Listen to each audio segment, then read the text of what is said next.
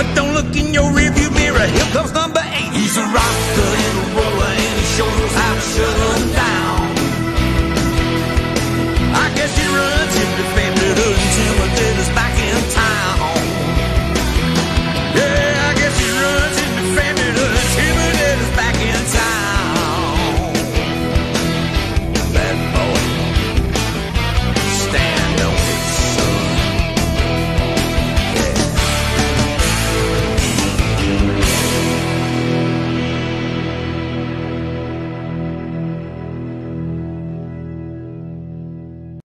And welcome to the Nasboys podcast.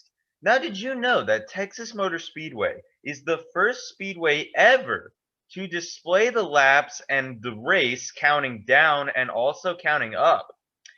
2 separate panels on the scoring tower in different colored lights indicate how many laps are left in the race and also how many laps have been run in the event. So anyway, guys, welcome to the Nasboys podcast. I'm your host, Mike, aka Mike FobFan 101, with my good friends and co-hosts, Christian, aka Savage NASCAR. What's up? And Josiah, aka Josiah_Calhoun. Rawr. Hi. So let's get down to recapping this week's races. We got the Xfinity race at Mid Ohio and the Cup race at Sonoma. We're going to start off with the Xfinity race at Mid Ohio. What did you guys think? Honestly, I don't know. I didn't watch it, but I know that AJ Allmendinger won. I don't know how many laps he led. I know there's a couple little bit of run-ins, but I know there's some people saying it was better than the Cup race, but I don't think that's the case. AJ Allmendinger, a lot of people picked him to win because he's won a lot at road courses. So good for him and for colleague racing. Yeah, I think I also didn't watch the Xfinity race. I completely forgot what was happening that day, so that was a little disappointing. I was kind of looking forward to watching it. But yeah, I think I can say that I think it was cool that AJ Allmendinger won. I really hope it's cool to see him doing good because I really like AJ Allmendinger and I hope he has a lot of success in the future.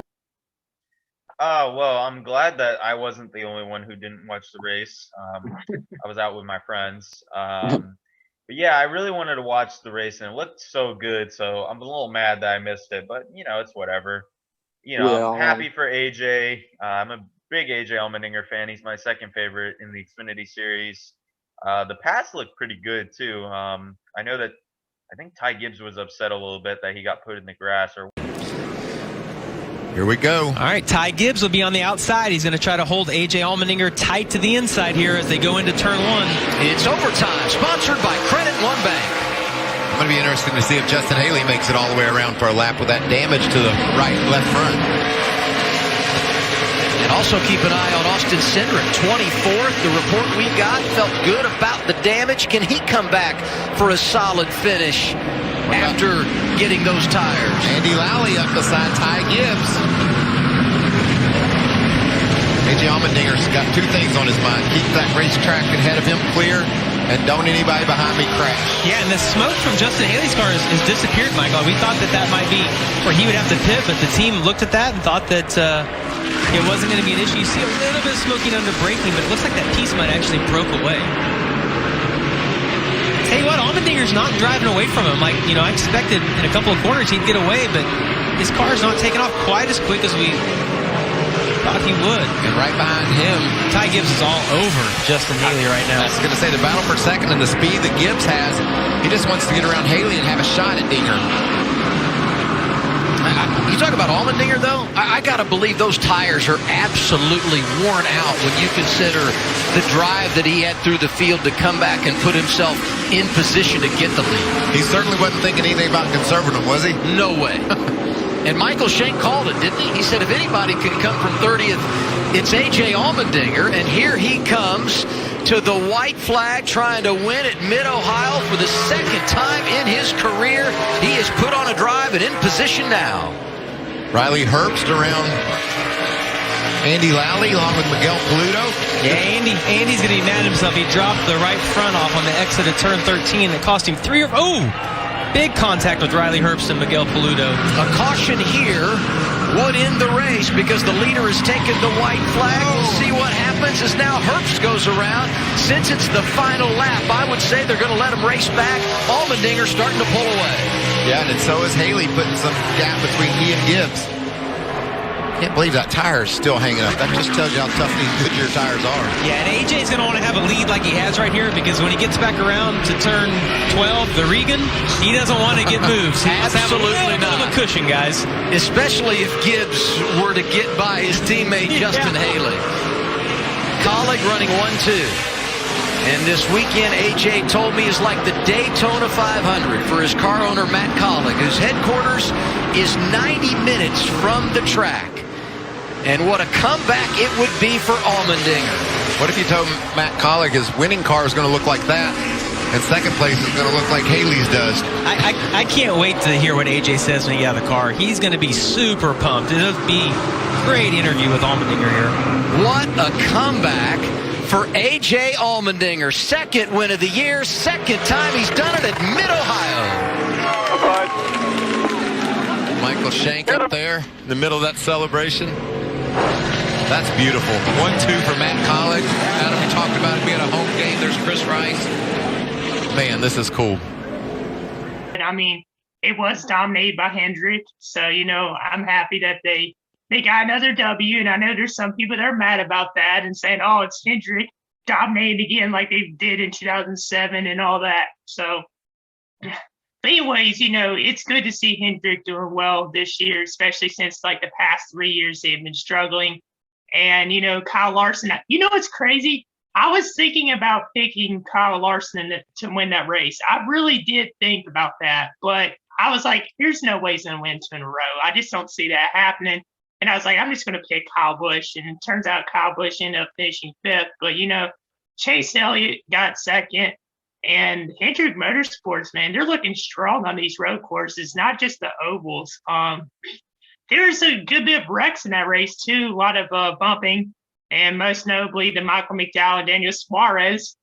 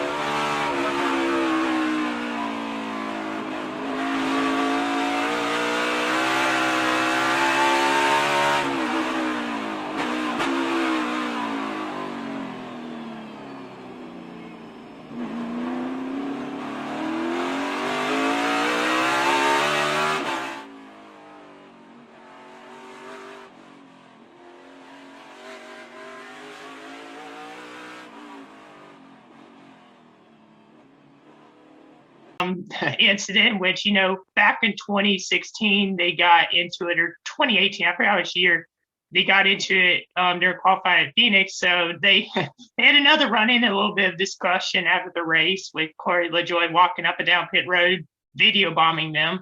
But, it was a good race. I have to give that race like a 7.5 out of 10. Yeah, I agree with you. I thought the past few Sonoma races have been pretty boring in my opinion, but yeah, I agree. I did thoroughly enjoy this race. I thought it was really good. There was a lot of good battles, even though Larson pretty much dominated the whole race. I will say that the near the ending of the race, it was pretty interesting, especially because there was a bunch of cautions. So yeah, it was definitely getting pretty interesting.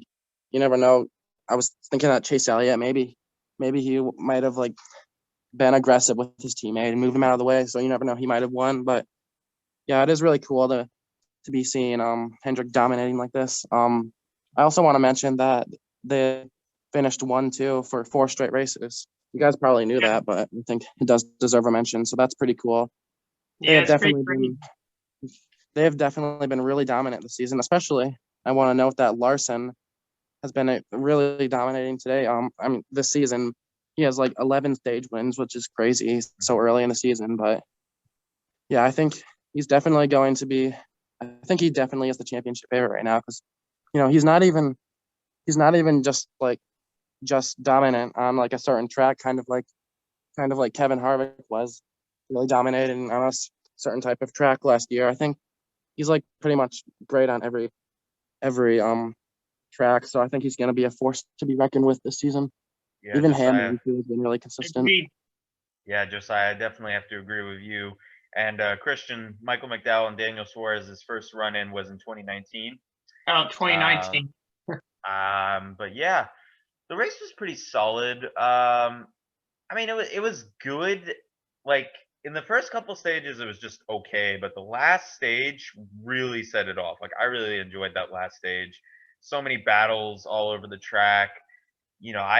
I thought that Larson was gonna get robbed again and finish second, but no, he pulled through, and he really did a good job on road courses. And I didn't expect Kyle Larson to be such a good driver on road courses. And Bob Pockrass already said he's the new king of road courses, which no, he's not. Oh gosh, no, definitly not. No.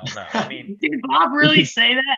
yeah, he did. Look it up. Yeah. Oh my goodness. Bob, I'm a big fan. You know what I'm saying? Like, I agree with you most of the time, but I don't know about that. It's a little bit of a stretch. Yeah, Bob. Bob, you're a great info guy. Like, you help us out a lot with news, but Bob, please stop making these takes, man. Starting to become the iceberg, where he said the other day that the 2009 All-Star race was probably the best All-Star race ever and was the best at Car Smart. I was like, what? But oh man. Yeah, overall it was a very solid race. I'll give it a 7, I guess. 6.5, 7, around there.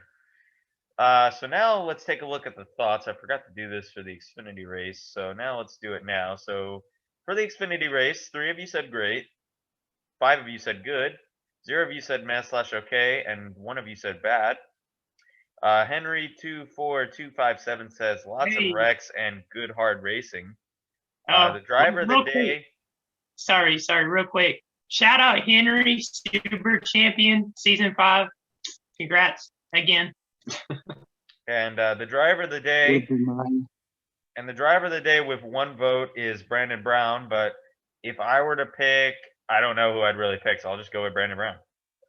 I was gonna say AJ, but then I was like, nah, I didn't watch the race, so I'll just go with AJ or Brandon Brown. So I was looking at some of the stats just a second ago, and Cindric led a good bit of that race. Yeah. And it wasn't. I think it was Ty Gibbs was the one that's kind of frustrated about getting run off the track by Allmendinger. Actually, I don't remember where Cindric finished. I think it said he finished 5th. I probably put the clip in. I probably put the clip in, so I know AJ made a 3 wide move, and it was pretty cool. I did see that. That was the only highlight I saw, and Noah Gragson crashing. And also, shout out to Henry for guessing AJ Allmendinger as well as Diecast Racing Enterprises. Now let's take a look at the Cup race.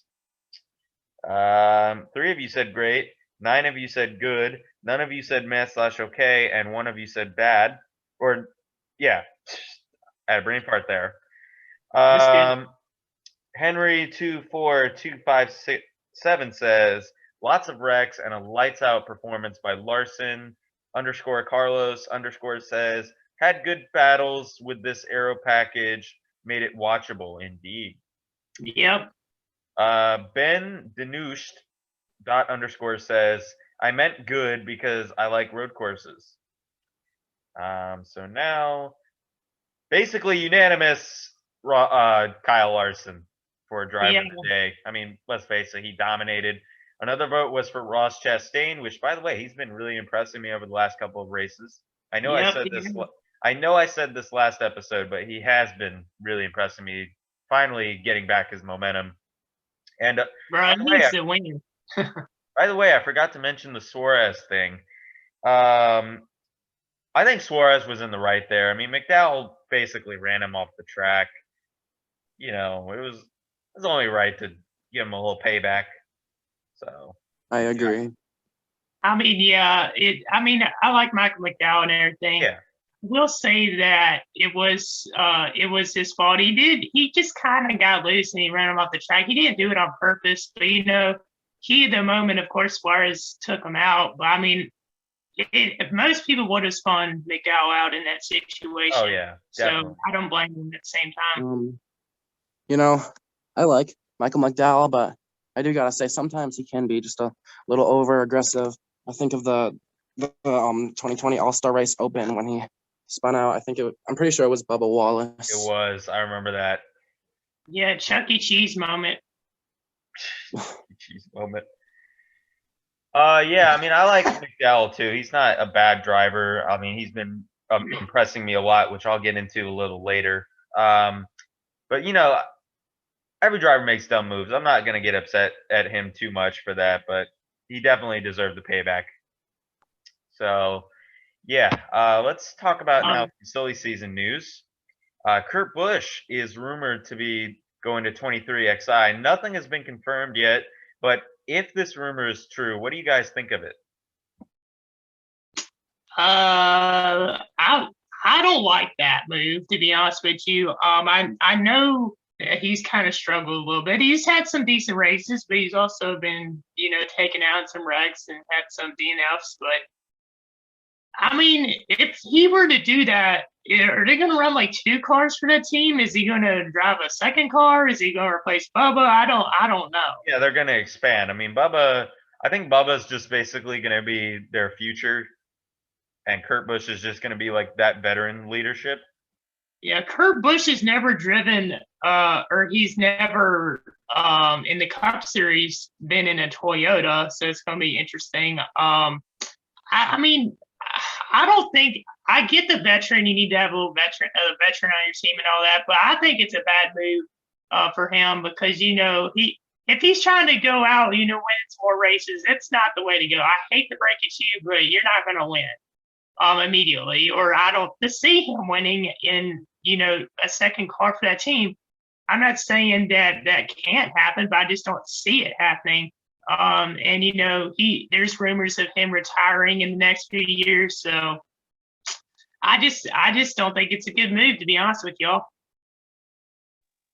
I think this would actually be a good move because, Kurt Busch, in my opinion, he doesn't really have like anything to prove. So I think this wouldn't actually be that bad of an idea. I think it would be good.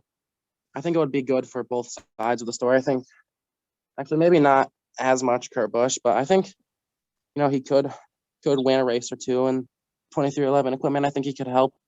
Seems like especially the past few years, he's made every ride he's been in better.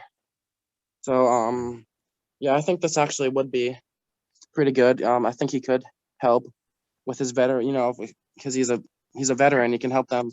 I think he can help 2311 get to help them out in general. Well, when I think of that, you did bring up some good points there, Josiah, but I just have to add that. Do y'all remember when he went to 51 in 2012? Yeah, I do remember that. To 51, he had a terrible year. I mean, wrecking almost every single race, having parts break. He was on radioactive every week. He was just always mad at his crew, and it was just a toxic environment. And it was bad for him, and they had a hard time getting sponsors. It was just rough. I think they would get sponsors if he joined the team, but at the same time, I just could see that happening again to him, 51 when he went to that team in 2012. I forgot even what team it was. It's kind of bad that I forgot that. Phoenix Racing, owned by James Finch. Yes, yeah, thank you for that. In 2012, I remember that year. So yeah, that's just something else I wanted to add. But yeah, I mean, I agree with Josiah a lot, and I agree somewhat with you, Christian.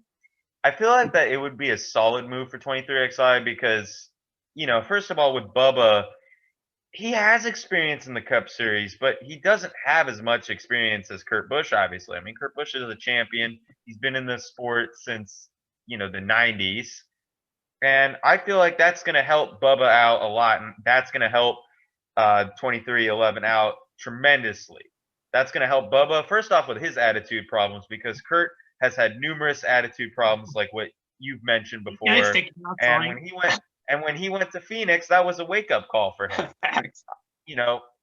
When he had that allegation that he abused his ex girlfriend as well. Yeah.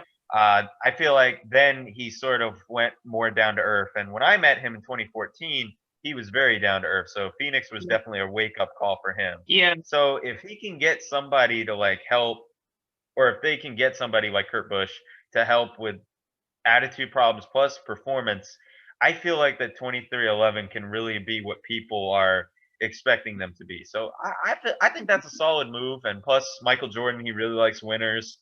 And Kurt Busch is definitely a winner. So that would be a solid move for 23XI. When did he last win? I mean, he wins a race every year. plus he's a champion. Let's be real, he's a champion. You can't disrespect him too much. You're a Kurt Busch disliker? I don't dislike Busch. Okay, hear me out. I met Kurt Busch 2019 at Daytona, and I've watched him ever since he almost started. And over the years, I used to dislike this guy a lot. Yeah. And, I mean, especially when he used to go at it with Jimmy Johnson. But, around 2015, I started to like Kurt Busch more. And 2013, he was with Furniture Row, and that's when the allegation thing happened. He actually made the chase, or the playoffs. It was the chase, I think, that year. And it was either that or 2014 was when the allegations were. And I remember a lot of people making a big deal about that. I remember he got suspended, if I'm correct, at Daytona, the Daytona 500 that year in 2015, he did.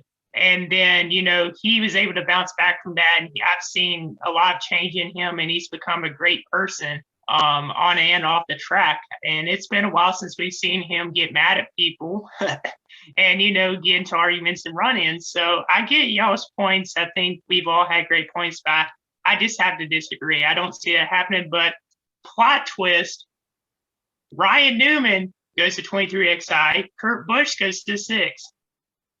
I mean, but Brad Keselowski, though. I was just joking. Okay.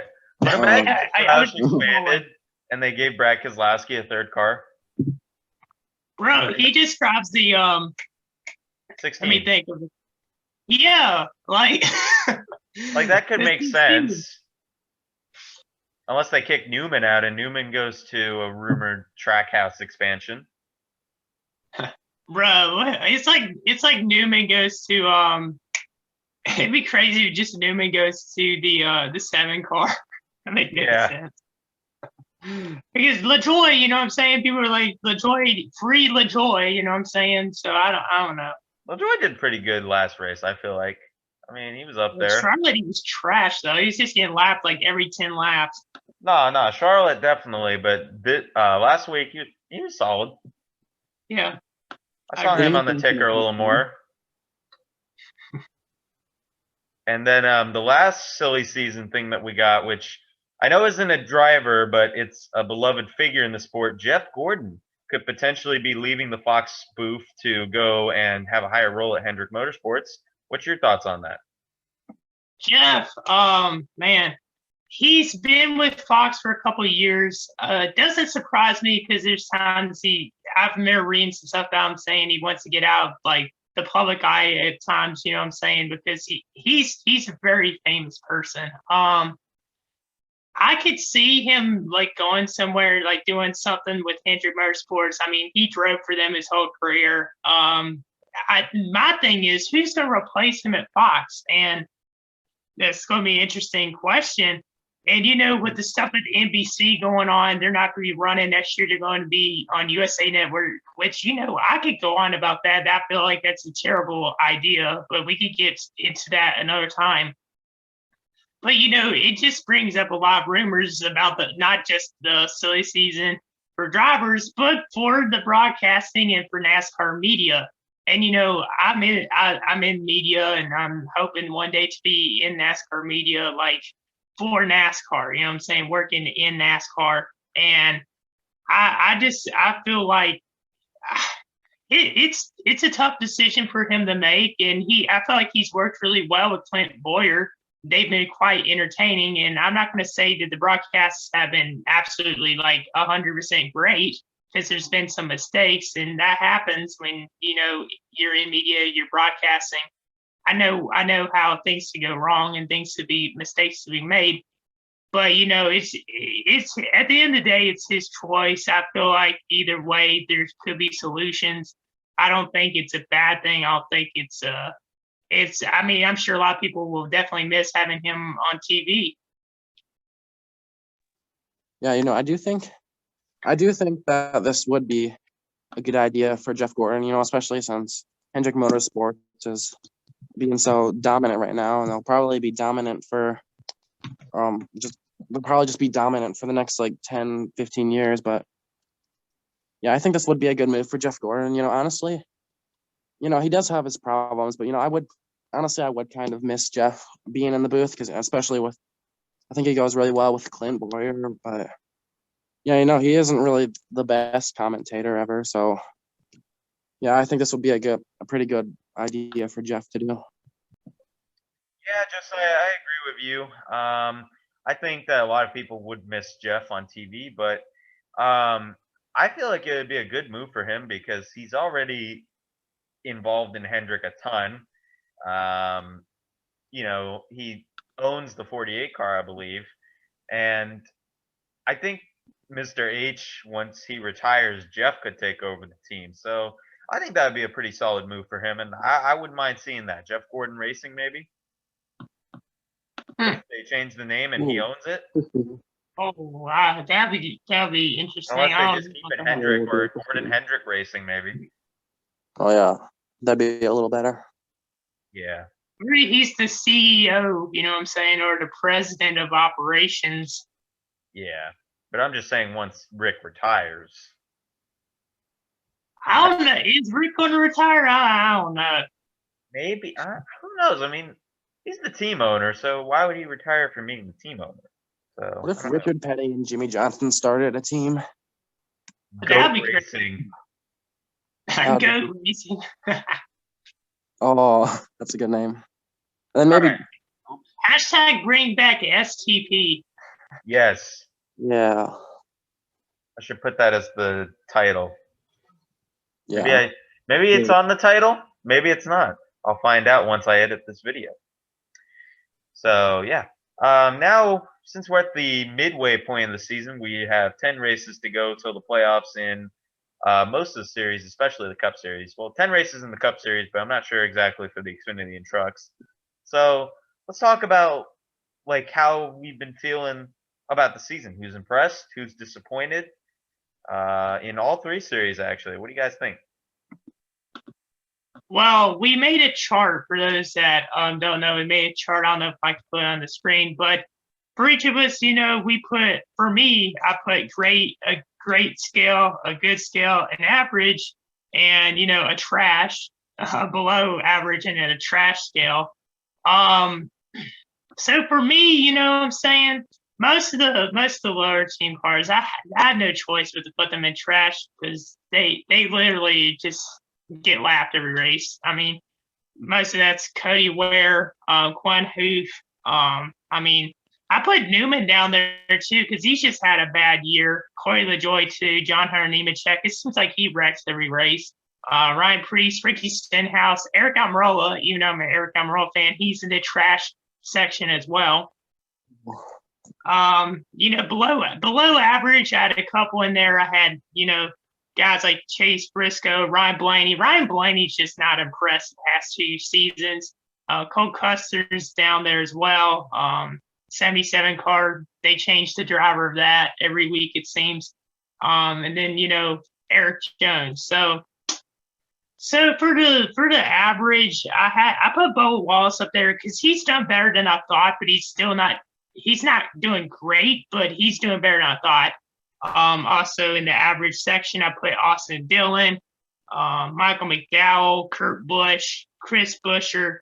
I was thinking about putting Chris Buescher in good, but I put him at average. I feel like Chris Buescher is a sleeper. A lot of people are sleeping on him. He's had some good races. But of course, now moving on to the last two sections, we got good and great. In the good section, I put Matt Benedetto. We got Ross Chastain. He's done well, as we mentioned earlier in the last few races. I had to put him in the good section. Christopher Bell, Daniel Suarez, Tyler Reddick. We got William Byron and Alex Bowman, and Joey Logano is at the top of the good section. Great section. Pretty obvious. Hendrick Motorsports, Chase Elliott, and Kyle Larson. Then we got Brad Keselowski, Truex Jr., Kyle Busch, and Denny Hamlin. So that's basically what I feel like those drivers are right now. And I mean, that could change as the season goes along. Okay. First of all, I think Haley Deegan's impressed me the most. And then Natalie Decker. Now I gotta say Natalie Decker. Josiah. Josiah. Simp. Are we doing cup or are we doing all? Because I thought we were just For the doing charts, just do cup, and then we'll just pick because I only did cup. for the other I two. would put Haley Deegan in good if it was all three. But go ahead. So I need to talk about my chart. Yeah. I'm just going on to that right now.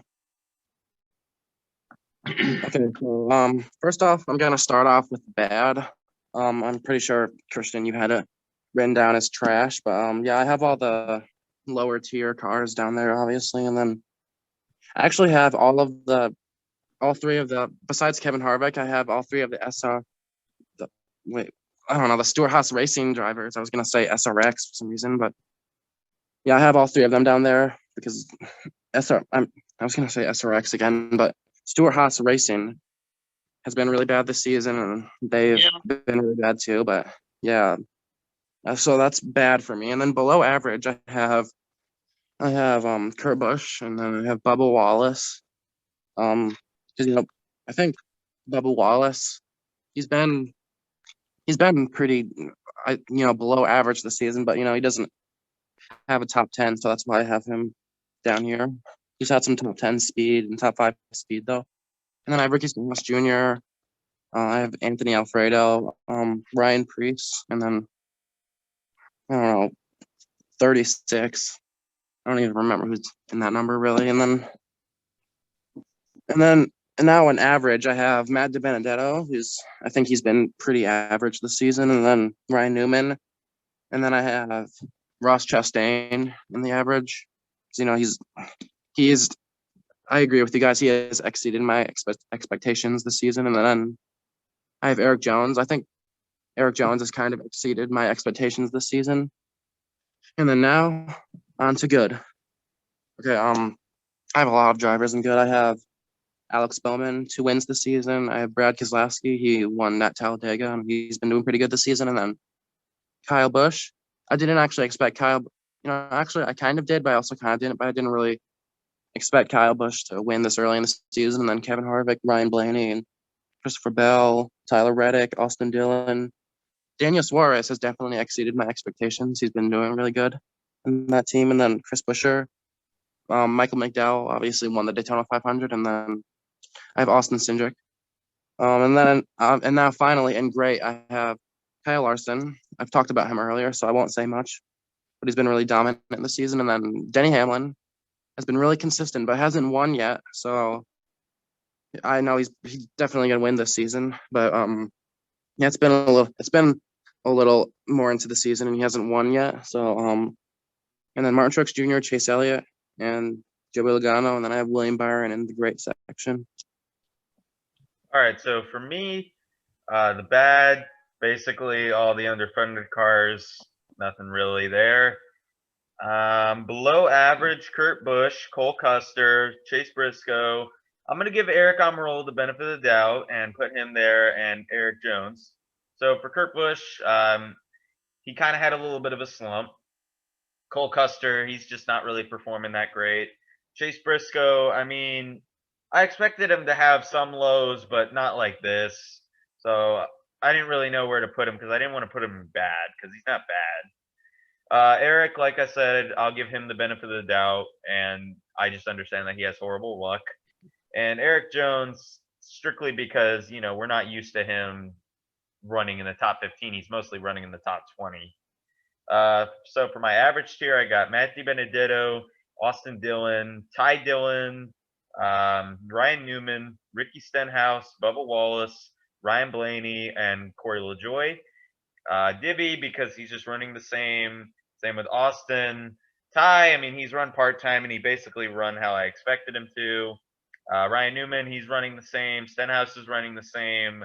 Bubba is basically running the same, but in a little bit of a faster car.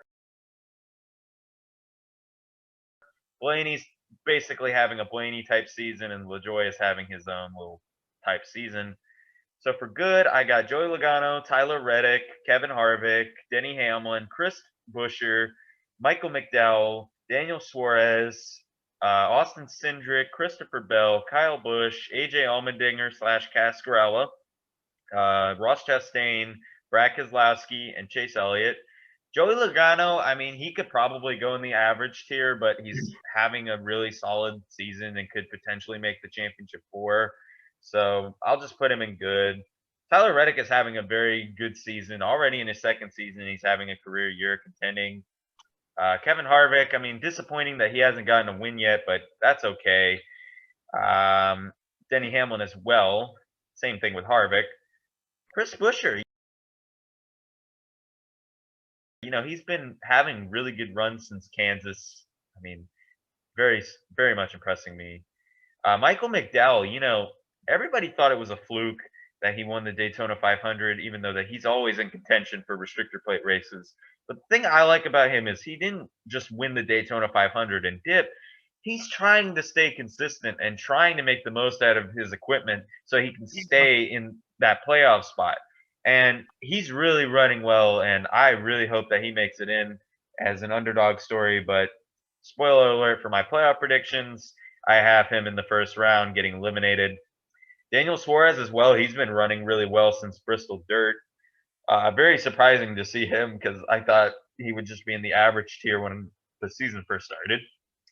Cindric, I mean, he's run pretty good, but he's part-time, so I don't really know what to say about him. Bell, he's having a career year. Already got his first win at the road course. He's really had road course speed and just speed everywhere. Kyle Busch finally bounced back a little bit. The Collie car, they're doing all right. Ross Chastain, in the beginning of the season, I would have probably put him in below average or bad, but now he's having really good runs.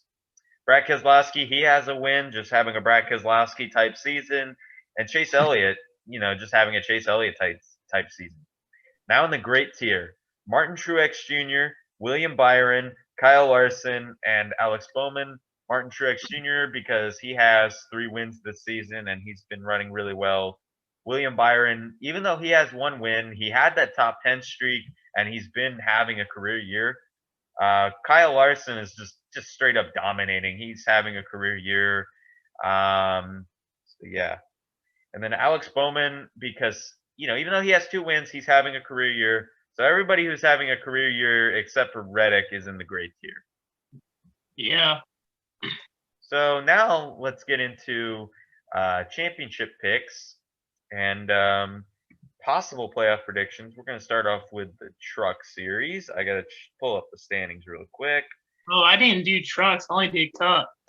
I know. We don't have a chart for that. This is just playoff predictions. So for my playoff predictions, right now it's John Hunter Nemechek, Ben Rhodes, Sheldon Creed, Todd Gilliland, Austin Hill, Zane Smith, Matt Crafton, Stuart Friesen, Grant Impinger, and Carson Hocevar. I think I'm just going to agree with that. I think that those guys will just stay solid. For my championship 4 for trucks, I'm going to go with John Hunter Nemechek, Sheldon Creed, Ben Rhodes, And I'll go Zane Smith too. And my champion is easily John Hunter Nemechek. Interesting. For me, I mean, I know I watch trucks every once in a while, but I don't know every driver and all that. But I agree with you on most of that. My championship 4 for trucks would definitely be Hunter Nemechek. I'm going to say Matt Crafton actually gets in it. I'm going to say he gets in it without wins, like he did a couple. If I'm correct, if he did, it was 2 years ago he did that. He won a championship, to even win a race, and he got in. I think Grant Enfinger's going to be there, and I think that sure Friesen's going to be in there as well. But I have John Hunter Nemechek winning the championship. Remember, this is mid-season predictions, so that's my 4, I guess. Yeah, we'll come back to this around playoff time and then make actual predictions. Okay, so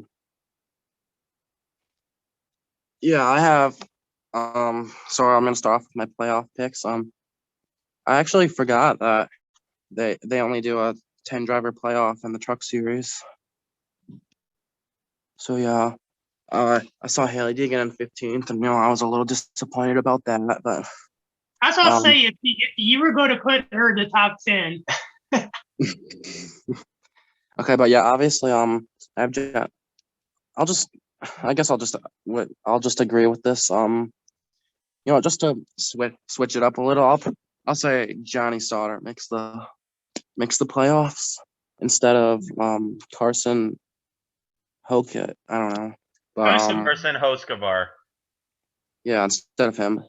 Then for my championship 4, I'll pick John Hunter Nemechek, and then Ben Rhodes, and then I'll say Matt Crafton. I'll agree with you, and then I'll say Todd Gilliland. You know what? Never mind. Austin Hill.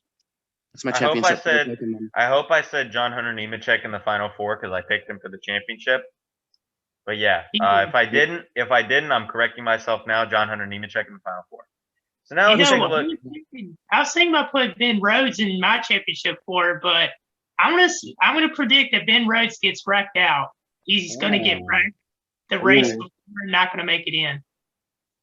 All right, so now for the Xfinity Series, my playoff predictions are going to be Austin Cindric, AJ Allmendinger, Justin Allgaier, Daniel Hemrick, Jeb Burton, Justin Haley, Harrison Burton, Noah Gragson, Myatt Snyder, Brandon Jones, Brandon Brown, and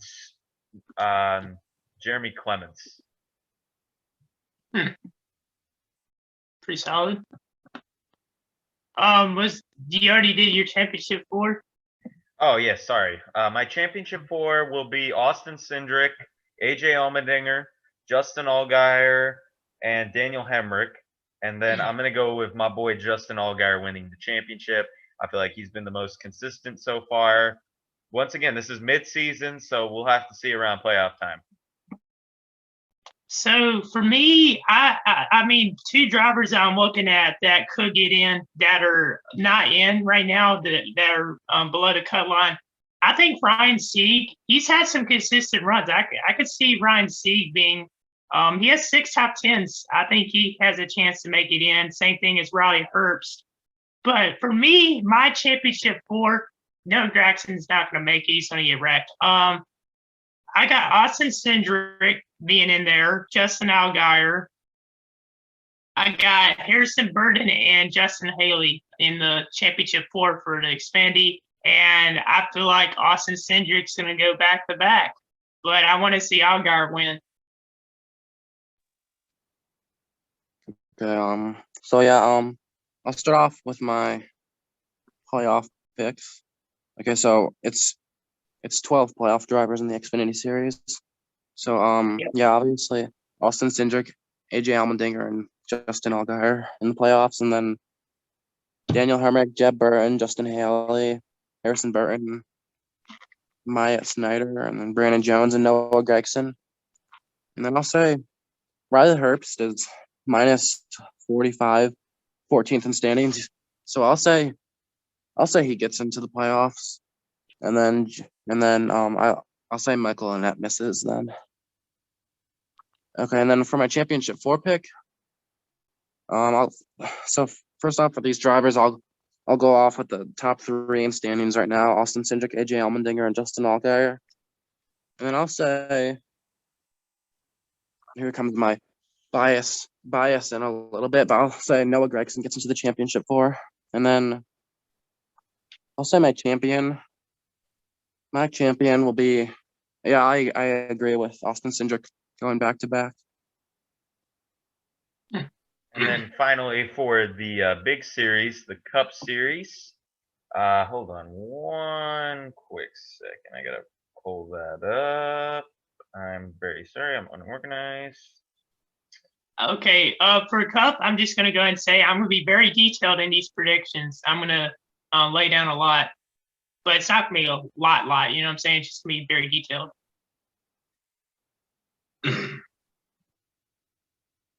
Okay, so here we go. So we actually made a chart for this one, because I didn't really look for one for Xfinity, but I know that they're out there.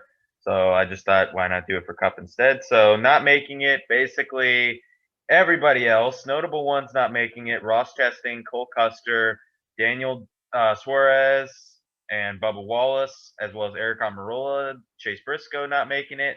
So my round of 16 elimination so far mid-season are Michael McDowell, Tyler Reddick, Austin Dillon, and Matthew Benedetto. My round of 12 eliminations are Alex Bowman, Ryan Blaney, Christopher Bell, and Kyle Busch. My round of 8 prediction is William Byron, Kevin Harvick, Chase Elliott, Brad Keselowski, and my championship 3 right now, because I'm on the fence actually. Guaranteed championship 3 is Kyle Larson, Martin Truex, and Denny Hamlin. Now, if you look at the screen, you'll see that there's 5 drivers in the round of 8 and 3 in the championship 4, like I just mentioned. And you're probably thinking, Mike, you're stupid. Why did you miscalculate that? Well, here's why, random commenter. I feel like I understand that Joey Logano only makes the Final 4 on every other year. So you would think that he wouldn't. But I think that he could possibly squeeze his way in there. But in the event that he does not squeeze his way in there, I think William Byron has a solid chance to squeeze his way in there. William Byron? Yeah, he's been consistent. I know it's a hot take, but hey, I mean it's fine. Listen. I know that it's a hot take, but this stupid format is based off of consistency. So he's been very consistent, just like Kyle Larson. So I feel like he could run all the way to the championship 4. Chase Elliott could as well, but I think we'll see 2 Chevys, regardless if it's Byron. But once again, this is mid-season, so that could change. Yeah, I agree with some of that. You know, Hold on. One more thing. My championship pick, easily Kyle Larson. Wow. Alrighty. Well, I agree with most of what he said. So Sweet 16, I have Chris Buescher snaking his way in there, but he's not going to make it. Past that, I have Daniel Suarez making it in there as well. Michael McDowell, he's already locked in. He's not going to advance. And then Christopher Bell. I had a tough choice in saying whether Christopher Bell's going to get to round of 12 or not. It was either between him and Tyler Reddick. So round of 12, Tyler Reddick, Kurt Busch, William Byron. The only reason why I put Byron down there is because there's some of the tracks in the first round on the schedule that he struggled at a little bit. I mean, he's done well at Kansas, but I don't know. I just don't see it happening. I meant second round, not first round. But anyways, and this might trigger Mike and Cam, but I have Joey Logano in the round of 12 not advancing. My reason, he's had a decent year, right? But at the same time, I've seen some inconsistencies out of him and his team more than him, but I don't know. That's just my pick for now. Round of 8, I have Kevin Harvick. I think Kevin Harvick, he'll win one race this year, and it will not be in the playoffs. It will be before the playoffs. I just don't see him going anywhere. Alex Bowman's in the round of 8. You know, I'm Team Hendrick all the way, but also have Chase Elliott not being in the championship 4. I have him being in the round of 8. I just feel like something's going to go wrong for him. Probably at Martinsville. Same thing with Bowman. Denny Hamlin. I mean, I picked him to win last year, but he chokes in the playoffs. You know how it is. He's not going to advance to championship 4.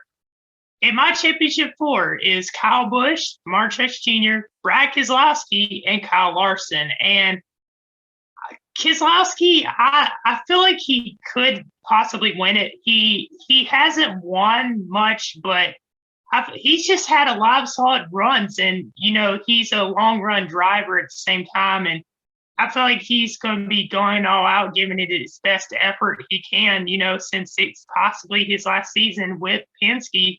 And Martin Truex Jr. can't count him out. He's just been so good since he's joined Joe Gibbs Racing. He has a championship as well. Kyle Busch, same thing. And, you know, he struggled last year, but Kyle Busch, I feel like he's had a great bounce back year. And I feel like he has a chance as well. Kyle Larson, I think he'll make it to championship 4. And I'm very happy for him, and, you know, pretty cool to see him doing well this season. And it surprised me since, you know, it's his first season in a different car, different team. He's exceeded my expectations. I don't know whether I should say a championship prediction, who's going to win out of those 4 right now, but I'm just going to say Truex. All right. And once again, one more time, I know I've said this 4 times, but we will come back to these predictions and we will make official playoff predictions. So, yeah. And now let's get into the What top about 10. Josiah? Oh, so sorry. It's okay. Just throwing me to the backboards.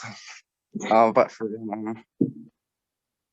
yeah, I'm gonna start off with my playoff picks. But so far I obviously have Kyle Larson, Denny Hamlin, Martin Truex Jr., Chase Elliott, Joey Logano, William Byron, Kyle Busch, Ryan Blaney, Alex Bowman, Brad Keselowski, and then I have Christopher Bell in, and then Kevin Harvick, and then I'm gonna stop right there for a second. But I think that Michael McDowell will make the playoffs. I don't really see there being over like 16 winners, so I think Michael McDowell will definitely make it into the playoffs.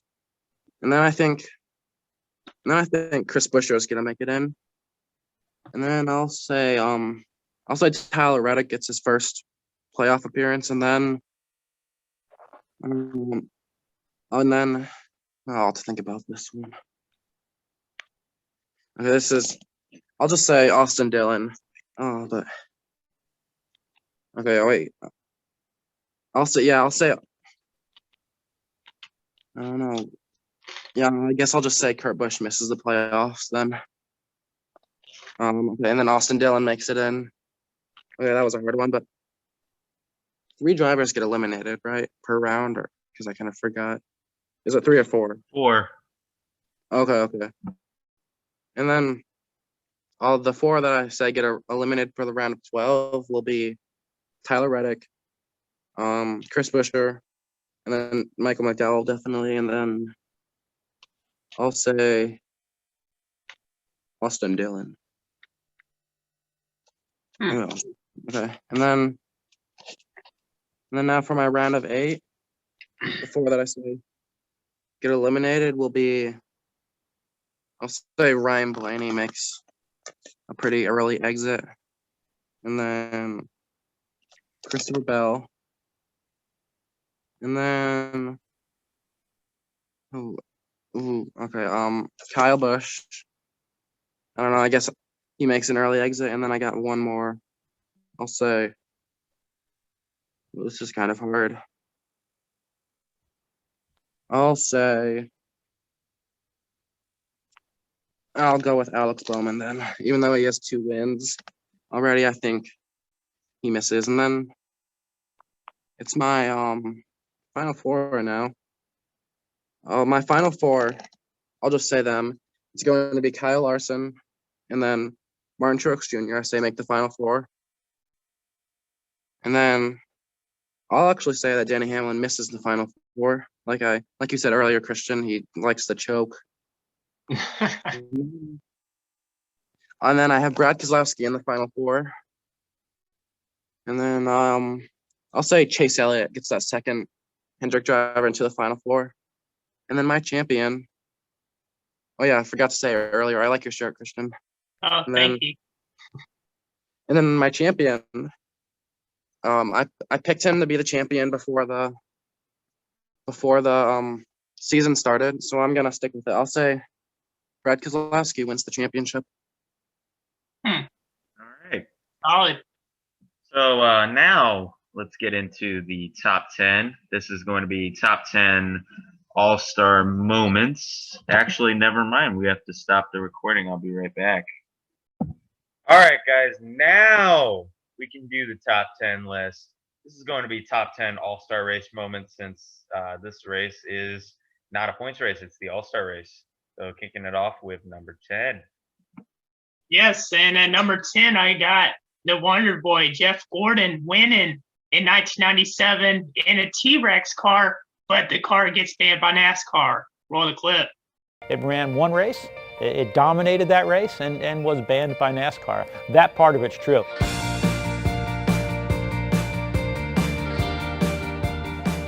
T-Rex is a great race car, no doubt about it. But I think its urban legend has grown so big, outside of itself, that now it's more the legend. And the reality of the car was it was really Mr. Hendrick's idea. Mr. Hendrick said to all of us as crew chiefs and our engineers and whatnot, you guys get together and give Rex Stumpf, who was our lead engineer at that time, all of your ideas about building the ultimate race car. And they went page by page by the rule book along with NASCAR and built a car that was really well built. But we used to take it with us and test because it was built in the proper way. And one day we're over at Charlotte. I said, hey, you know what? Let's go ahead and drag this T-Rex out and run it a little bit and find out how it compares to the other car. Jeff went out and gets in T-Rex. He goes out. He's 2 or 3 tenths off of what we'd run with our regular car, and he's like, it just there's something there. I can't really explain it, but it's just not feeling that good. And I thought, well, let me play with it. Let's put a crazy setup in it. So I had these ideas about some setups, and I talked to Rex about my ideas, and he's like, yeah, that may work. And for that time, it was really unheard of to put softer front springs and stiffer rear springs and a bigger sway bar and things like that in it. And we did those changes, and Brian Weitzel and I were standing on top of the truck. And Jeff goes out and he goes around and I click my stopwatch and I'm like, it was maybe look like a tenth faster because I was just looking at the tenths. And all of a sudden Brian's like patting me on the arm going, and it was like a second faster. And I just wasn't reading the second part. We were like, whoa. And Jeff rolls into the garage, he flips up his helmet, his eyes are about this big. He's like, what was that? If it wasn't for Jeff Gordon driving that car, it might still be legal, but that night, he was running laps in that race that were 7 or 8 tenths of a second faster than the whole field and just totally annihilated them. And Gary Nelson at that time, or Buster, can't remember which one, said to me, Mr. France wants to see you. I said, I thought he wanted to congratulate me. Bill and I were friends, I was gonna go up in the truck, yeah, good race tonight, Bill, kind of whatever. So he says, he's sitting there, and he says, sit down. He said, you need to pick up that phone right there and call your boss and tell him that car's illegal. And I was like, what? No, they just said it was past inspection. I said, he said, no, it's illegal. I said, no, sir. We built that car by the rules. It's 100% legal by the rule book. And he said, it won't be tomorrow. So I had to call Mr. Hendrick and say, hey, boss, we got a problem. So that was starting the legend of T-Rex, and we had to make a few changes to it, and we tried to run it again, and it was never the same. Now the legend, I hear all these things that we had all these super this and super that, but it was just a really well-built race car that Jeff Gordon decided to put his foot to the floor at the height of his career and just smoke those guys.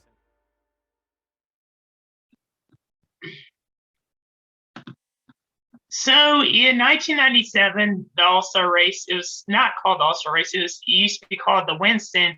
Jeff Gordon, he actually led a good bit of the race, but he didn't win the first two segments. But at the end, he was able to get the win. And it was a really cool paint scheme. You know what I'm saying? It was kind of like Jurassic Park, if I'm correct. It was mainly known as the T-Rex car. And he won $1 million. Now, the story behind this is after the race, NASCAR banned the car. And it says that they changed something in the chassis of the car. And it was basically against the rule book.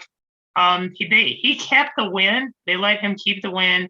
And Ray Everham, he's talked about this in a couple YouTube videos about like why it was banned, and he talked about how NASCAR just was. I mean, he was dominating that season anyway. He dominated in '97 and '98, and I mean, NASCAR is starting to. They felt like there was an imposter. You know what I'm saying? They felt like they were being sus. So, I mean, it was a great win for them, and I feel like that's a moment not a lot of people talk about stuff. Like I should put that in there at number 10. If I'm correct, who's number 9? Josiah? Yeah. Okay. So coming in at number 9 is in 2012 when Jimmy Johnson won the All-Star race. Roll the clip. Jimmy Johnson, 1,000th here, half 100 there.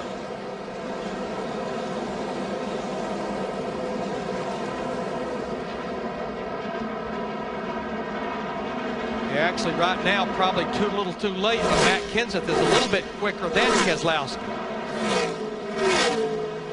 Well, boys, the white flag, the flag of surrender.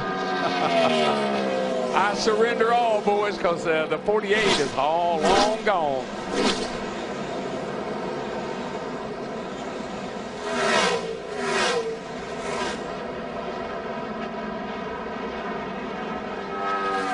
Three cars pull away, Johnson, Keselowski, and Kenseth.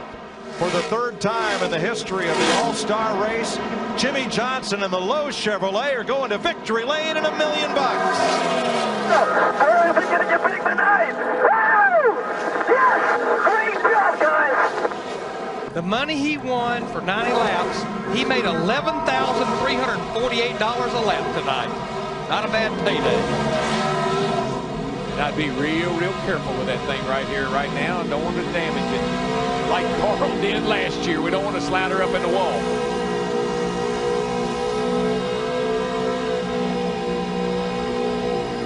I don't think he's worried about saving that engine. He scoots that nose up against that wall, Chad Canal should be upside his head. Now that should have won the burnout contest right there. Doing a burnout right up to the starter stand, grabbing the flag and driving away with the wheel still spinning. A little $1 billion move, boys. He looks a little, Rick looked a little nervous. Where are you going? The victory lane's the other way. Well, that's true, but this is the Sprint All-Star race, and the procedure post-race is a little bit different. Oh, he's going to take him down the front straightaway and let him wave to the crowd. Awesome, awesome, baby. Hang on, Rick. 7th All-Star win for Hendrick Motorsports, and that is certainly worthy of a drive-by salute. I love this. Holy cow. Mike, you may have said it, but he joins an elite group. Jeff Gordon and Dale Earnhardt Sr.'s 3-time winners of the Sprint All-Star race. I just hope Rick can hang on until they get over there where they're going. He's just barely hanging in that thing.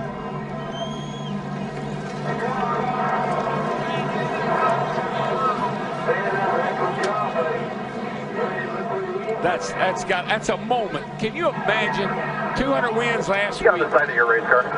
Come over here tonight. Yep. What a proud moment. Beautiful.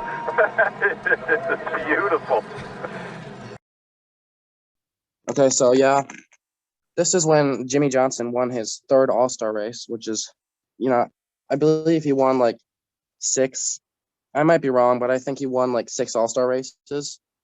But yeah, he's definitely really amazing at Charlotte. Definitely one of the greatest, if not the greatest. But yeah, this is in particular the race that Rick Hendrick, after Jimmy was doing his burnouts, he actually sat on the side of Jimmy Johnson's car and like drove around the track with him. So yeah, that was pretty funny and a pretty cool moment for the Hendrick team. I put that there because it was pretty funny. And Jimmy Johnson, he had 4 All-Star race wins in his career, the most all time. He would win the next year, so he would win 2 straight. But yeah, I mean, Rick Hendrick, when asked about it, he was like, man, that was one of the dumbest decisions I've done. And he was afraid. He said he kept feeling like he was going to fall off. And man, imagine if he would have fell out of that car. I'm sure it would have been, a meme for a while. And I mean, it could have been bad. I mean, he's getting old. You know what I'm saying? I don't want to see him fall out of that car. But yeah, legendary moment, funny moment. I felt like it deserved number 9. In at number 8 is Kurt and Kyle Busch wrecking. Here's the clip.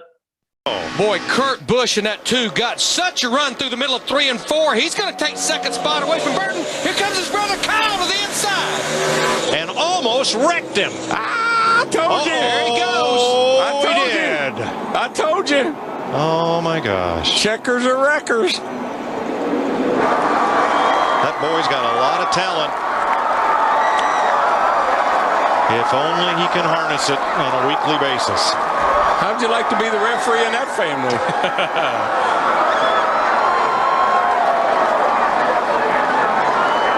But you know what? Jeff Hammond talked about it at the top of the show. An expendable car. You know you bring it when you come here.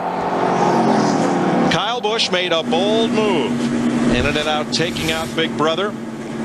Here it is. Watch the 5. This is what $1 million will make you do right here. Got that nose in there. Now they're hooked together. Little wobble, and he's out of control. And boy, he just barely got the back of the 2 cars. They went into the corner. Boy, is the All-Star Race 2007 at Charlotte Motor Speedway. The All-Star Race has no points. It's all about $1 million. $1 million for the winner.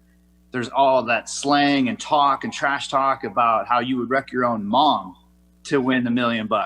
Comes to the final segment, we're both running in the top 5, and there is just enough room for me to fit my car underneath Kurt to make it 3 wide down the front stretch. Little wobble, and he's out of control. And he says there wasn't enough room there, which fact of the matter was I got there, so there was enough room there. He is beyond the low groove. And I'm like, really? Wait a minute. And when I pinned him down a little bit, of course, he lost control of his car. And then I'm trying to get out of the way, and he ends up clipping me. Now you can say he came down. Somebody else could say I came up, whatever. We touched, and it spun me out, and it crashed the both of us. And it was that whole moment of, wait a minute, who's at fault? And so that difference of opinion lasted for a long time. And it was because it was all for $1 million. They gave Harvick the $1 million, and I was pissed. You were? Well, I mean, really? That's how you wanted to settle this? Make sure somebody else got the $1 million? So it was after that I was pissed, and so then we never talked, and the whole rest of the year. I mean, that had to be brutal at the time, right? I don't care. I didn't care. You didn't? Hell no. I didn't care. During that period, like when both of you aren't talking, what would you say the lowest point was? No real low point. It was me still trying to hold my ground as the older brother, and you still have more to learn. And he, of course, like any little brother, has little brother syndrome. I'm going to do everything better, faster, and quicker than you. So Grandma knows all this. So like I go visit Grandma, he goes and visits Grandma. Like Grandma never gets to see either of us together. And so she was upset about it. It was a bury the hatchet moment. And she's like, boys, I need my boys. I don't need this animosity. I don't need this stress level at the dinner table. You boys need to put that behind you. And it was, okay, yes, Grandma. So I think we still had Christmas together, but I still don't think we said but hi to each other. Honestly, I think it was like the following year, end of year was when it about came to where we would be on talking terms. So it was a while. He wrecked me. He finally admitted it just 2 years ago. Oh, really? Oh, yeah. Finally admitted it on my 200th win party. I called him out on it, and he admitted he wrecked me. I'm like, all I wanted you to do is admit that you wrecked me. How would you? So in the 2007 race with about 18 laps to go, Kyle made an impressive move coming from the middle lane, going to the bottom, trying to pass Kurt, but it ended up slamming into him. And Kurt Busch came down, exiting the corner, causing Kyle to spin out. And Kyle spun up the track and collected Kurt. And they were both so mad at each other that they didn't talk until Thanksgiving after their grandma got tired of them fighting. And then about 10 years afterward, Kurt admitted he wrecked Kyle on purpose for the $1 million. Yeah, it's pretty crazy, man. Like, he literally cut him off, and, you know, Kyle got loose. Brothers both in the wall. Legendary moment, you know. I still find it pretty funny they didn't talk till Thanksgiving. I feel like they probably had a couple, you know, little chit-chats, but nothing like talk, you know what I'm saying? But I mean, $1 million honestly isn't really big for them because they make a lot of more money than just $1 million, you know what I'm saying? But anyways, you know, moving on to number 7, if I'm correct, is the 2008 All-Star race where Casey Kane won it. So here's the clip. This is the first time that Casey Kane in his Cup career has had to run the showdown. He was automatically in the All-Star race. Well, he every just year got before. himself, if he can make another lap and a lap here, an exemption for 10 years. And the difference between first and second, almost $800,000. Keep that focus. One more corner. Hit your marks here. Clear by 15. Race pace, 30.5. Only 3 other cars are running that. And here comes Casey Kane, the fan favorite, wins the Sprint All-Star race. Oh, by the way, young man, this Bud's for you. Good job, Kane. Good work, Bud. Greg Biffle finishes second, Matt Kenseth third, Jimmy. I'll put this one in here because Casey Kane became the first driver to win the All-Star race by being voted in by the fans. Now, Casey Kane, he ended up having a good year that year in the second half. Same thing, 2009. He ended up winning if I'm correct, he won the Coke 600 in 2009. And he also won the fall race, the Bank of America 500.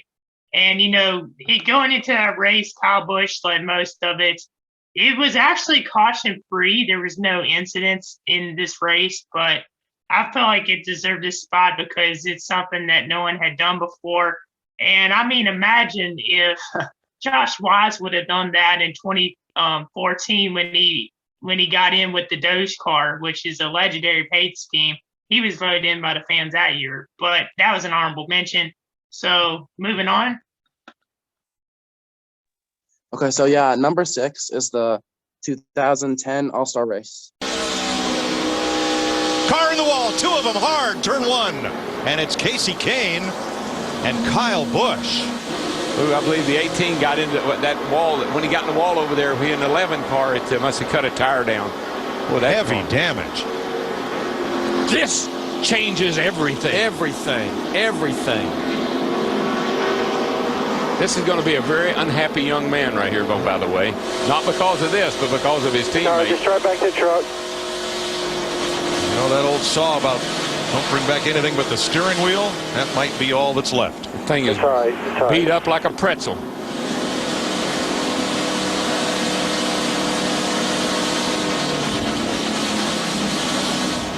And he makes it to pit road without further incident.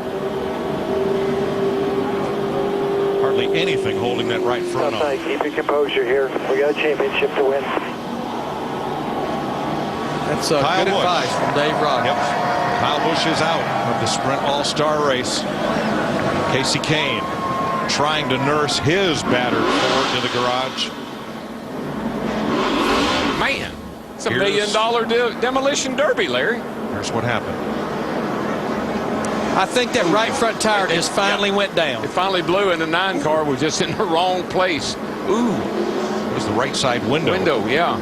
And the back wheels of Casey's car came off the ground. Well, that 18, that thing blows a tire. Denny actually ended up putting his teammate into the wall because I think Kyle Busch got a good run and then he went to the outside and he pulled the block and put him in the wall. So yeah, that actually resulted in Kurt Busch taking the lead, and then Jimmy Johnson would end up getting to second, and then Kurt Busch would actually end up winning the race. Yeah, I mean, it's pretty crazy. That, in my opinion, was one of the best All-Star races. That was one of the first ones I watched too. Denny Hamlin just ran him out wall. No respect for his teammate. Put him in the wall, as the legendary call. He put him in the wall by Darrell Waltrip. But, I mean, Kyle Busch was so mad. I don't know if y'all have ever listened to the Radioactive of that. I encourage you probably not to, because Kyle Busch was furious. He said, "I'm going to kill him." All this stuff. It was pretty bad. He literally said that. I remember hearing about that. He said, "Somebody better keep me away from him after this race." Yeah, it was bad. And he was like, "I should have had this. Listen to that. I should have had it won." And that race after, a little bit before that, they had a big wreck, and that was a pretty thrilling finish to that race. So yeah, I felt like that deserved the number 6 spot. In at number 5 is Jeff Gordon wrecking on lap 1 due to rain and winning the race after using the backup. Here's the clip. Two-time winner of the Winston from Vallejo, California, Jeff Gordon. Gentlemen, start your engine.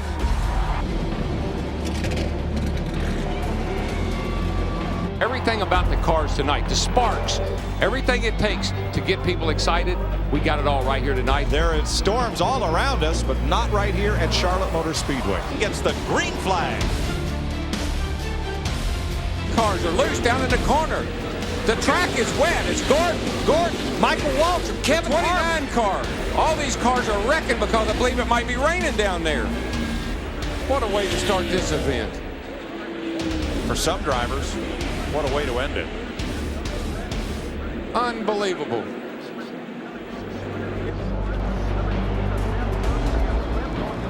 Hey, this is the Winston. It just gets more and more interesting all the time. We're able to get the backup car out, and who knows? Maybe we can go out there and win with the backup. Wouldn't that be a story? And we're off and running one more time. Jeff Gordon trying to become the second 3-time winner of the Winston, joining Dale Earnhardt in leading the league in that category. 95 when he led it all 3 segments, 97 and 2001. Jeff Gordon is again a champion of NASCAR's All-Star Night.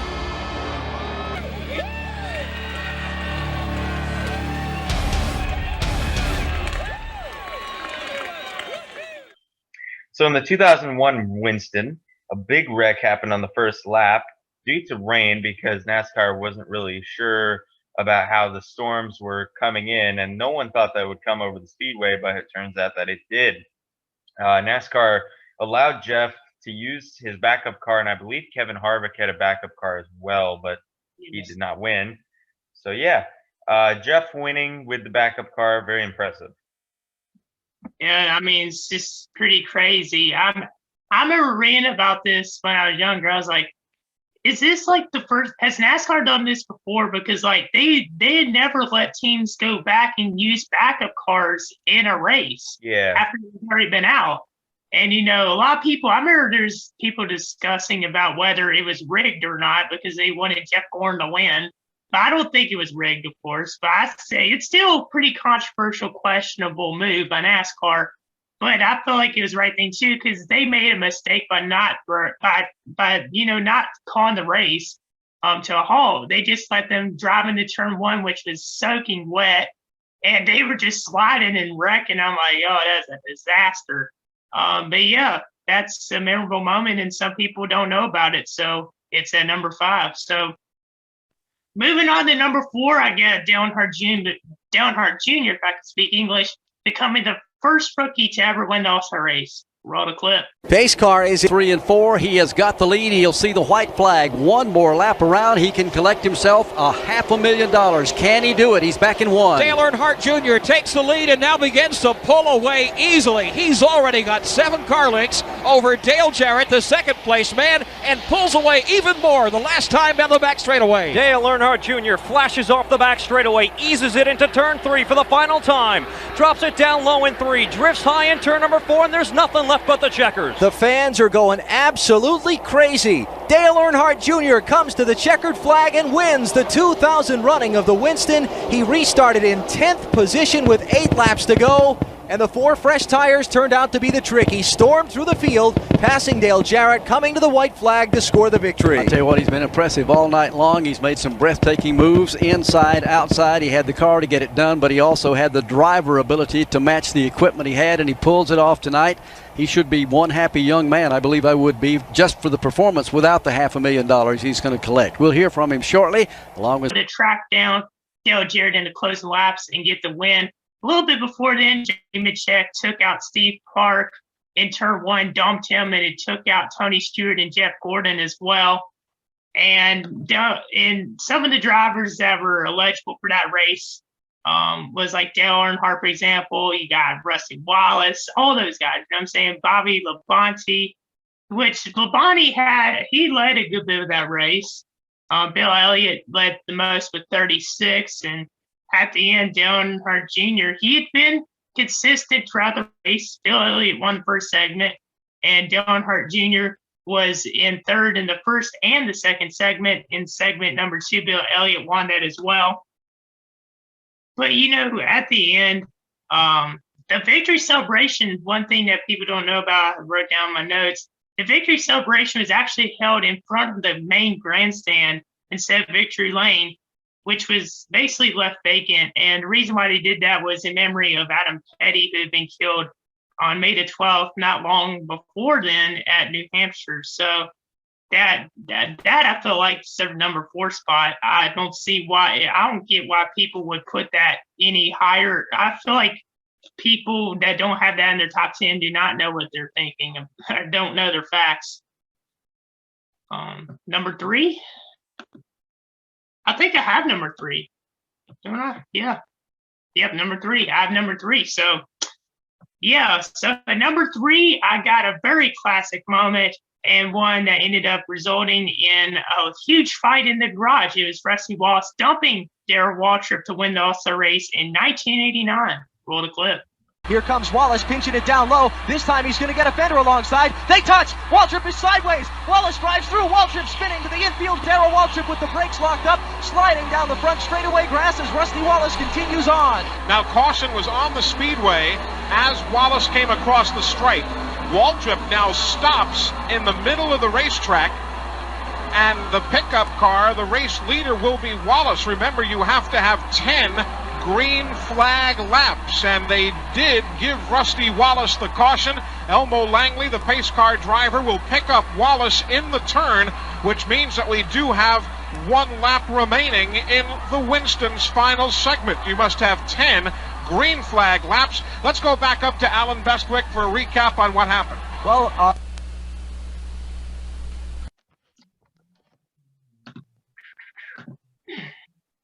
So in 1989, and this was back when the All-Star race used to be, if I'm correct, it used to be longer. So the All-Star race back then, it was around like 135, 140 laps compared to now, which is 100. Segments for different, things are different. And Rusty Wallace pretty much dominated that race. He led 69 laps, which is pretty nice. You know what I'm saying? He did pretty well, you know what I'm saying? And Darrell Waltrip wanted to take that away. And back then, it was it wasn't like $1 million like now. It wasn't like a huge jackpot win, you know what I'm saying? But back then, back in the 80s, money was different, you know what I'm saying? That's more money than it would have been nowadays. You know what I'm saying? Money was more valuable back then compared to now in certain aspects. But, early in the race, there's a couple incidents. It was pretty much a clean race, though, to be honest with you. Dale Earnhardt was in contention most of the race, but he couldn't get to the lead. It was mainly swapping back and forth between DW and Rusty Wallace almost the entire day. And Ken Schrader was in third basically almost the entire race here. And in the end, it came down to 10-lap shootout. And Darrell Waltrip, he won the 500 that year, but he was looking to get another win under his belt. And coming to the white flag, Darrell Waltrip got spun out. Rusty Wallace took him out on purpose to win the race. And Darrell Waltrip was pretty mad about that. And he demanded that NASCAR would have a green-white checkered, or not green-white checkered, but have a restart with 2 to go, which, back then they didn't do that. So, after the race, now this is how the fight started. Now, not a lot of people know about this. But the fight started when Rusty Wallace was on his way to Victory Lane, going to the garage. Now, the crews were following his car. Darrell Waltrip had some of his crew members coming the other direction, and if I'm correct, one of Rusty Wallace's crew members shoulder bumped, side checked one of Darrell Waltrip's crew members, and they started getting into it. Jeff Hammond, Darrell Waltrip's crew chief, was trying to break it up a little bit, and it just resulted in an absolute brawl. And it was one of the most famous moments in fights in NASCAR history. Darrell Waltrip went on to say, I hope he chokes on the $200,000 prize that he gets in Victory Lane. And, the rest is history. So I feel like that deserved number 3 spot. Legendary moment. In at number 2, the pass in the grass.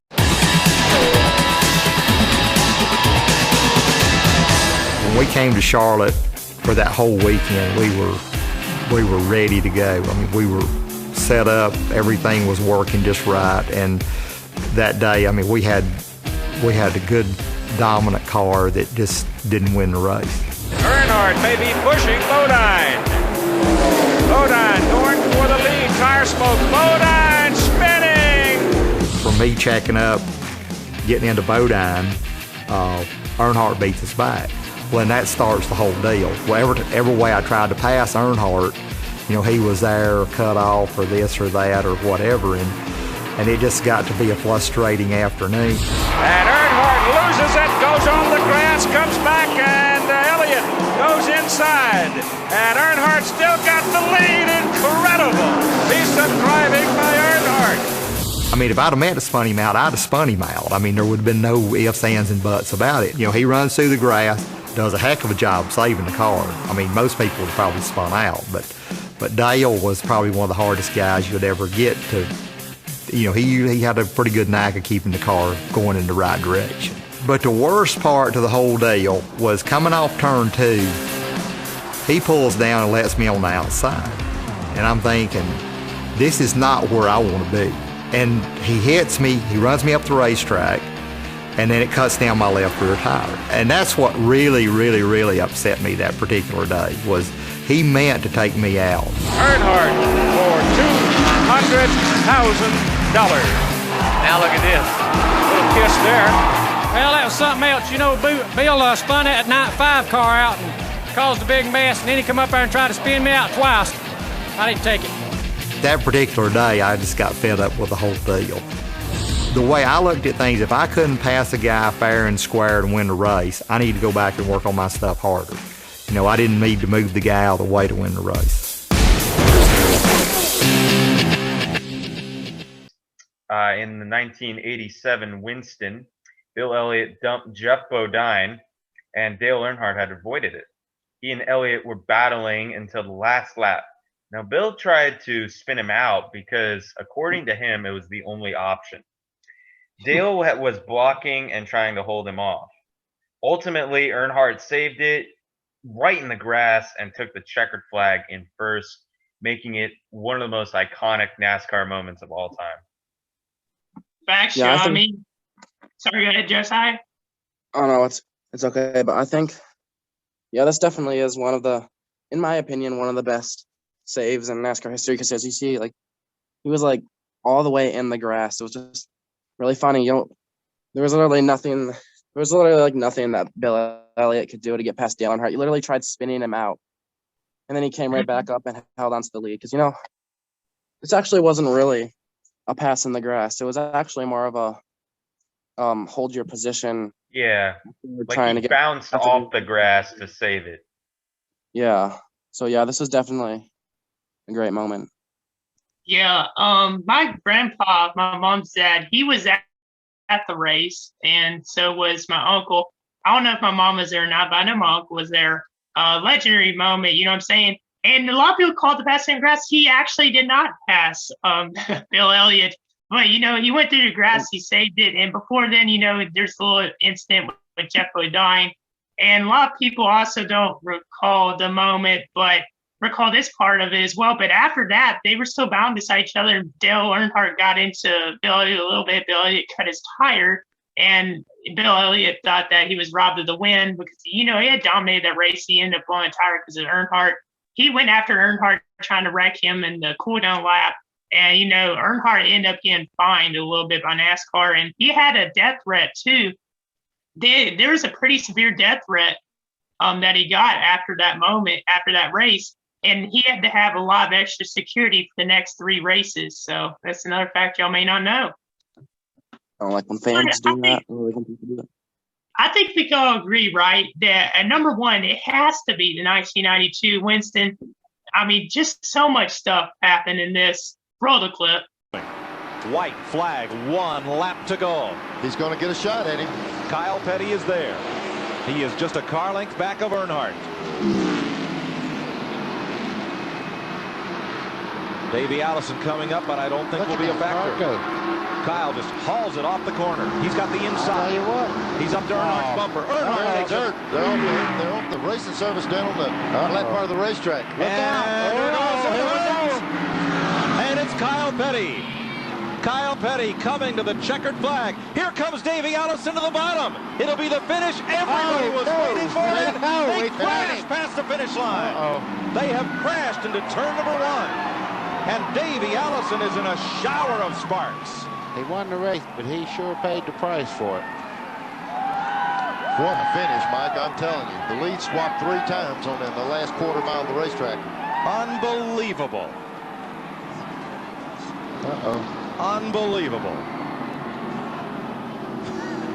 Talk about one hot night. Oh, we got to look at this again. And we'll be back to do it right after these messages. Did this live up to its billing or what? Wow. Don't leave.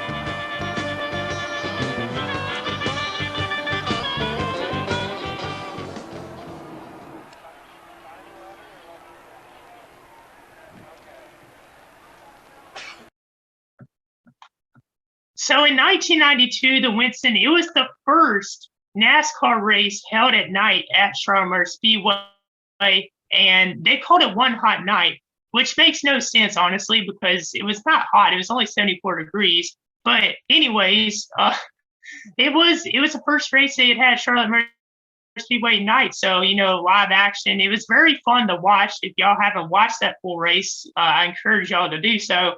And Davey Allison, he led the most laps that race started on the pole. He led 26. He only ran 70 laps, surprisingly.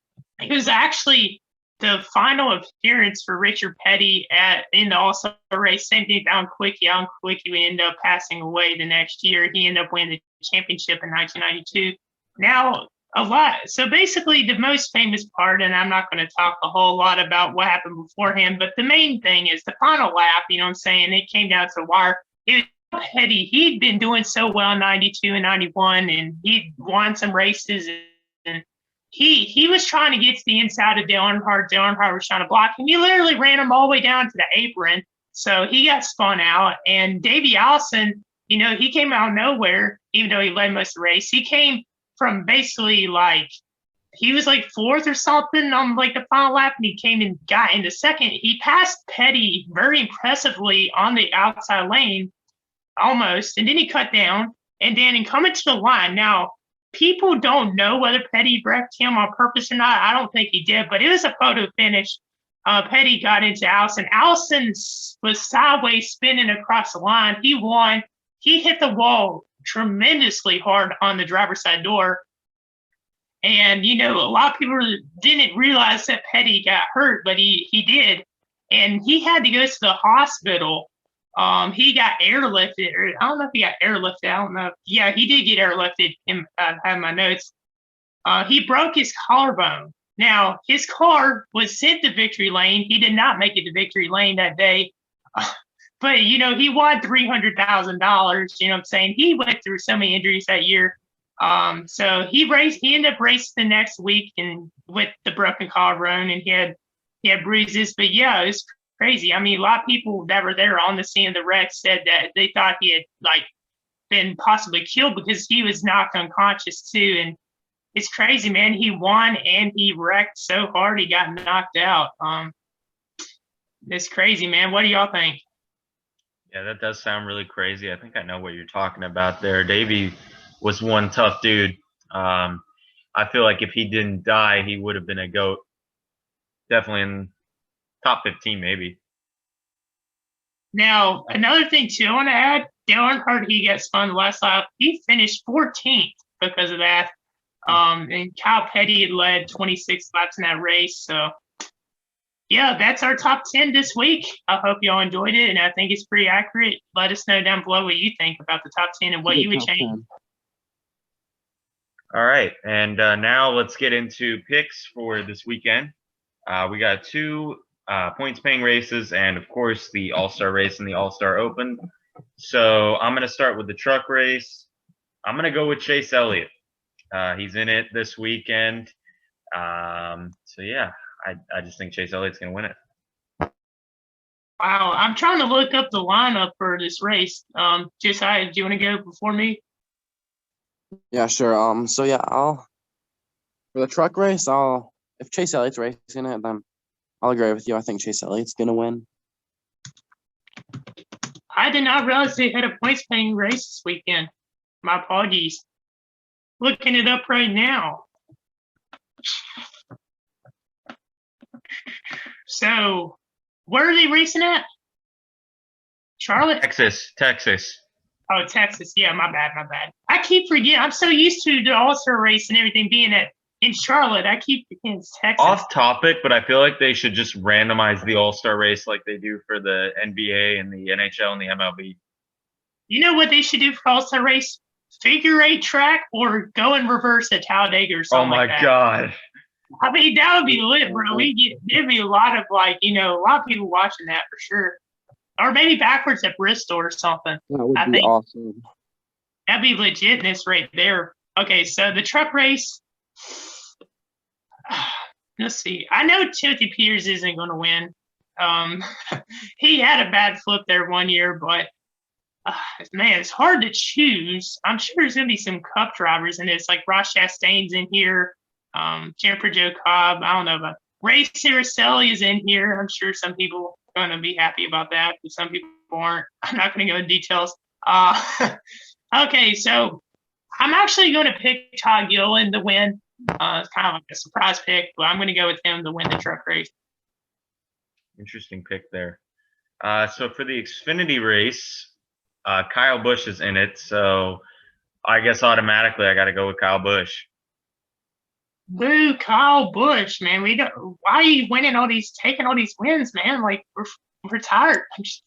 Okay, so anyways, on a serious note, the Xfinity series, I'm trying to think, because I've gone and betted against Kyle Busch, and every time I have, it seems like he wins. So I'm going to say Kyle Busch just because I want to get another race prediction right. Every time I don't pick him in the Xfinity series, he wins. So I'm picking him to win. Okay, yeah, I guess I'll go with the 3-way sweep, and I'll pick Kyle Busch. Now for the All-Star race, I guess we can do this with the open stages as well as the fan vote. So I'll start with the open. Stage 1, I gotta say, so here's the drivers in the open first off. Tyler Reddick, Chris Buescher, Matt DiBenedetto, Ricky Stenhouse Jr., Ross Chastain, Bubba Wallace, Daniel Suarez, Eric Jones, Chase Briscoe, Eric Almirola, Corey LaJoy, Anthony Alfredo, Quinn Houff, James Davison, Josh Bilicki, Austin Cindric, Cody Ware, BJ McLeod, Justin Haley, Garrett Smithley, and Timmy Hill.